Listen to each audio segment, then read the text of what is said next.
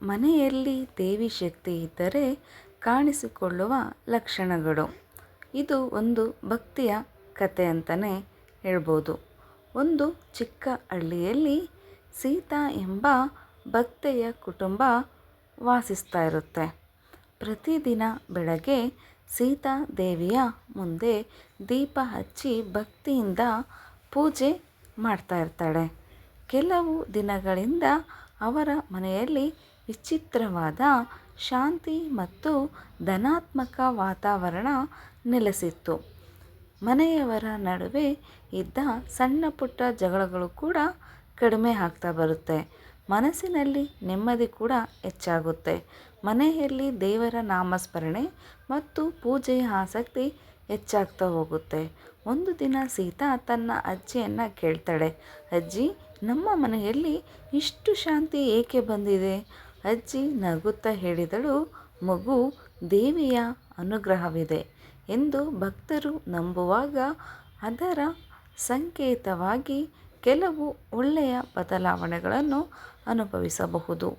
ಆದರೆ ಇವುಗಳನ್ನು ಖಚಿತವಾದ ಅಲೌಕಿಕ ಲಕ್ಷಣಗಳೆಂದು ಭಾವಿಸಬಾರದು.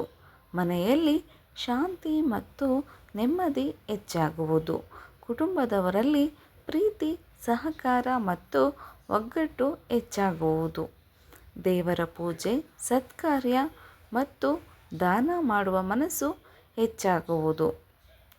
ಫ್ರೆಂಡ್ಸ್, ನಿಮಗೆ ಇವತ್ತಿನ ವಿಡಿಯೋ ಇಷ್ಟ ಆಗಿದರೆ ಪ್ಲೀಸ್ ನನ್ನ ಚಾನಲ್ನ ಸಬ್ಸ್ಕ್ರೈಬ್ ಮಾಡ್ಕೊಳ್ಳಿ. ಫ್ರೆಂಡ್ಸ್, ಮನೆಯ ವಾತಾವರಣದಲ್ಲಿ ಧನಾತ್ಮಕತೆ ಮತ್ತು ಸಂತೋಷ ಅನುಭವವಾಗುವುದು. ಕಷ್ಟಗಳ ನಡುವೆಯೂ ಧೈರ್ಯ ಮತ್ತು ಆತ್ಮವಿಶ್ವಾಸ ಹೆಚ್ಚಾಗುವುದು. ಇತರರಿಗೆ ಸಹಾಯ ಮಾಡಬೇಕು ಎಂಬ ಕರುಣೆಯ ಭಾವನೆ ಮೂಡುವುದು. ಸೀತಾ ಅಜ್ಜಿಯ ಮಾತು ಕೇಳಿ, ಅಂದರೆ ದೇವಿಯ ಶಕ್ತಿ ಎಂದರೆ ಕೇವಲ ಅದ್ಭುತಗಳನ್ನು ನೋಡುವುದಲ್ಲ, ನಮ್ಮ ಮನಸ್ಸಿನಲ್ಲಿ ಒಳ್ಳೆಯ ಗುಣಗಳು ಬೆಳೆಯುವುದು ದೇವಿಯ ಕೃಪೆಯ ಸಂಕೇತವೆಂದು ಭಾವಿಸಬಹುದೇ ಎಂದು ಕೇಳಿದಳು. ಆಗ ಹೌದು ಎಂದಳು ಅಜ್ಜಿ. ನಮ್ಮ ಮನೆಯಲ್ಲಿ ಪ್ರೀತಿ, ಶಾಂತಿ, ಸತ್ಯ, ದಯೆ ಮತ್ತು ಭಕ್ತಿ ಹೆಚ್ಚಾದರೆ ಅದಕ್ಕಿಂತ ದೊಡ್ಡ ಆಶೀರ್ವಾದ ಇನ್ನೇನು ಬೇಕು? ಆ ದಿನದಿಂದ ಸೀತಾದೇವಿಯನ್ನು ಕೇವಲ ವರಗಳನ್ನು ಕೇಳುವುದಕ್ಕಿಂತ ಒಳ್ಳೆಯ ಮನಸ್ಸು ಮತ್ತು ಒಳ್ಳೆಯ ಜೀವನಕ್ಕಾಗಿ ಪ್ರಾರ್ಥಿಸಲು ಆರಂಭಿಸಿದಳು.